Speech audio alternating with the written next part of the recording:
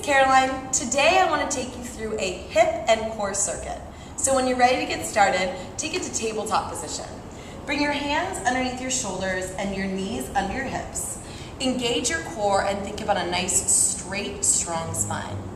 From here, lift one leg up towards the sky and back down. Lift.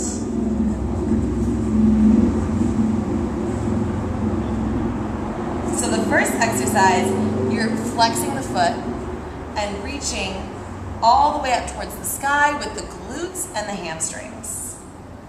Be careful not to sink in the upper body or the supporting hip. You want to stay lifted and strong. Good, let's do 4 more.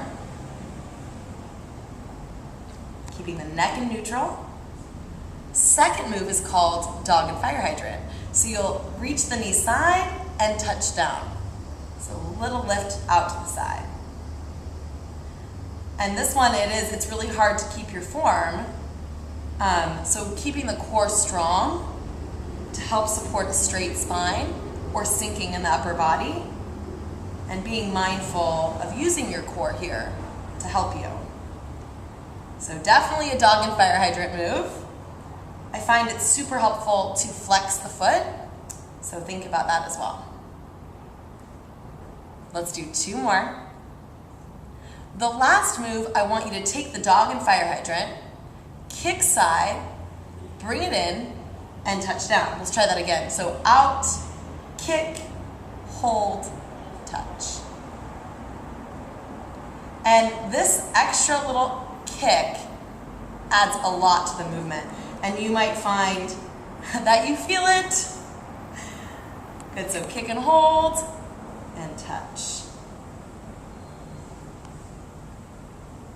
Let's try a few more, so you should be sweating.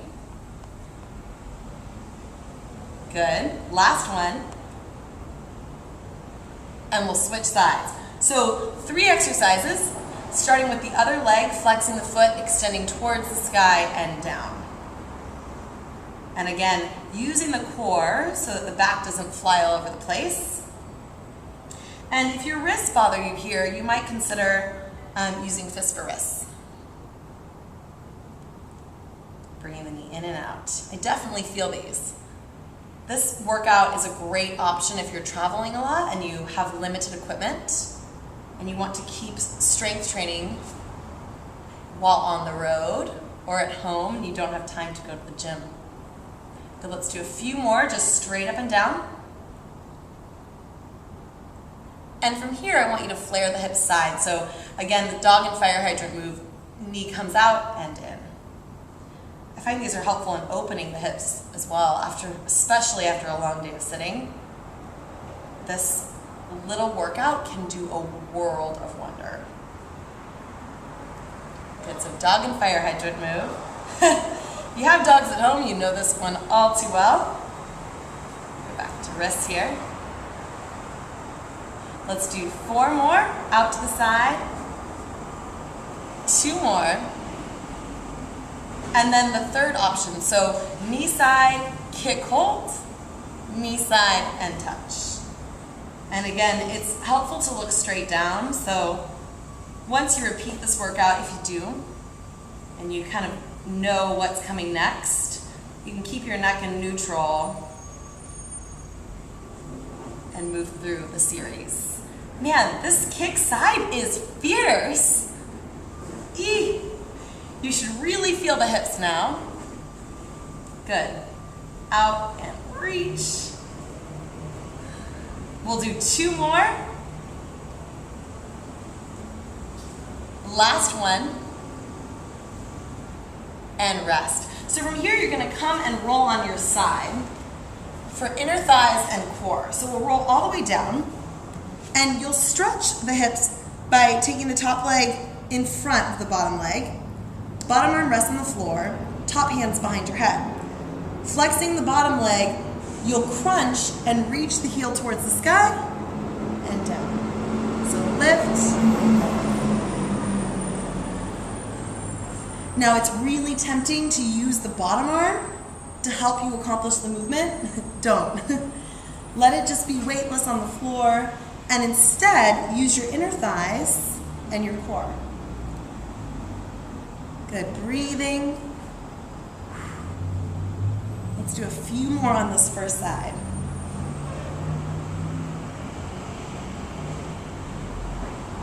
I'd like to make sure that bottom foot is flexed. I find it works the inner thighs a little bit more. Let's do 2 more. Last one. Excellent. And then the knees together. Slide the bottom arm underneath you and come into side plank. So we'll start with modified side plank here. If you feel ready for it, take it to full side plank. And just hold.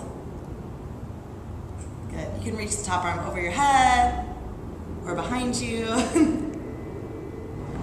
Lift. Be careful not to sink at that bottom shoulder. Really stay as long as you can. Breathing. Good. Hips stay up. If you want a little extra for the hips, you can reach the top leg. Hold. Or you can even do top leg up and down. Ooh, fancy. And rest. Let's switch the other side. So swing the legs around. Lay it all the way down. Top leg's gonna go in front. Bottom leg goes on the floor. Bottom arm just rests. Top hand behind the head. And we'll crunch up and down.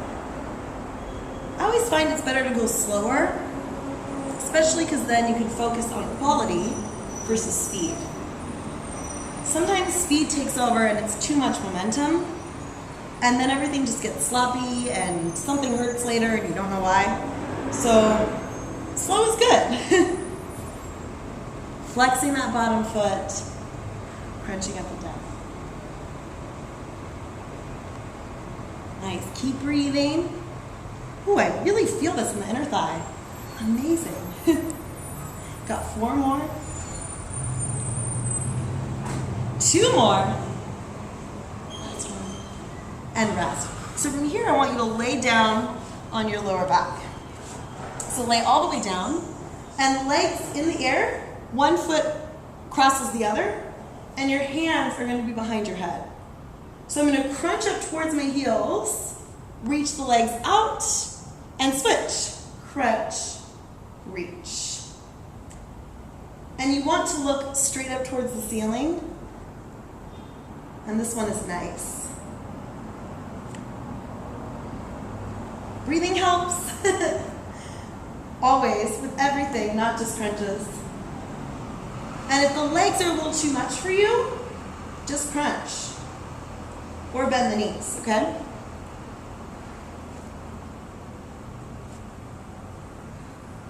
Making sure to keep the elbows away from your face. Neck soft. Let's do 1 more. And then hand slide under your hips. Again, crossing 1 ankle in front of the other. I want you to scissor as you lower the legs down and scissor as they come up.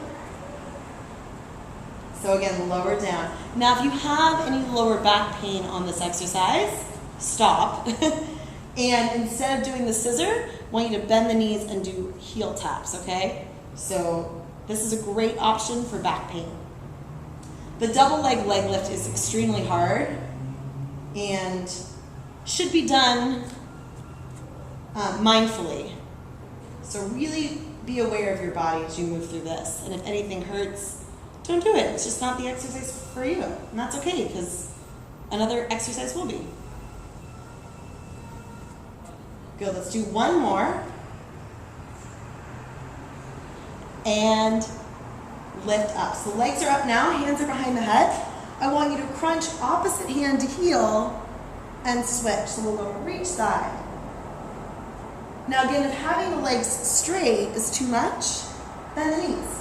You can do the same exercise with knees bent.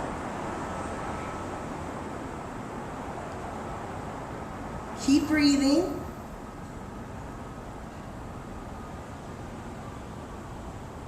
And relax. So feet together, hands behind your head. From here, you're going to take a sit up. So coming all the way up to touch the toes and all the way down.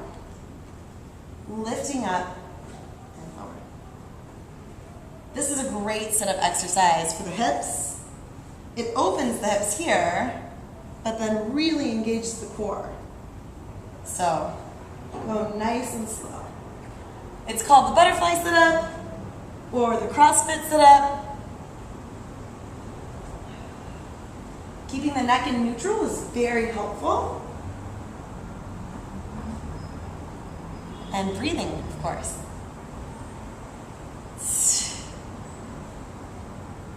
One more, all the way up and down, and rest. We'll have side plank one more time, but for the other side. So, elbow underneath your shoulder. You can start in modified side plank here, or if you feel like the full side plank, come on up. So this is the second side. You can either reach the top leg up and hold, do little leg lifts, or simply hold side plank.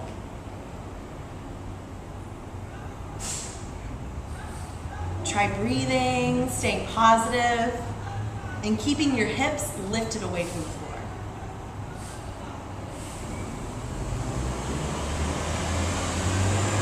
Do whatever you want with this top arm, that's the beauty of it. And slowly lower down. One more time, lower on the back for me. Bring the knees in, hands behind your head, crunch up and hold, and then I'd like you to take a slow bicycle crunch. So we'll crunch to the side and hold, and switch.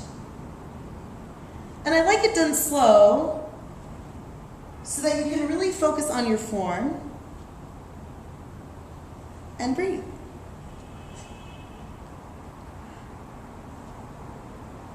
And again, if it's too much doing the upper and lower body together, try just the legs or just the upper body. Lots of options, and that's the beauty of it. But make sure it's nice and slow, focusing on quality and breathing. Let's come on up. Bring the hands underneath your knees, shoulders back and down. I want you to roll back. Here, open the chest and extend the arms.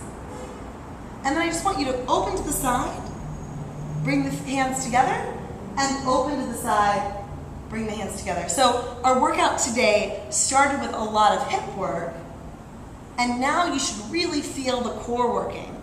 The abs, the lower back. Hopefully you're sweating. Let's do 4 more. 2 more. Last one each side. And come on up. From here, take your tabletop position for a brief stretch. So we'll round the back and arch the spine. And then belly down, look up. Oh, you feel the core working, or the core stretch now. And one more time, round and stretch. And belly down, look up. Come back to center. Take a big deep breath for me. And let it out. That was a great hip and core circuit. Repeat the video once or twice through for a longer workout. But if this is all the time you've had, thank you so much for joining me. Leave me a comment below, and I can't wait to see you soon. Bye.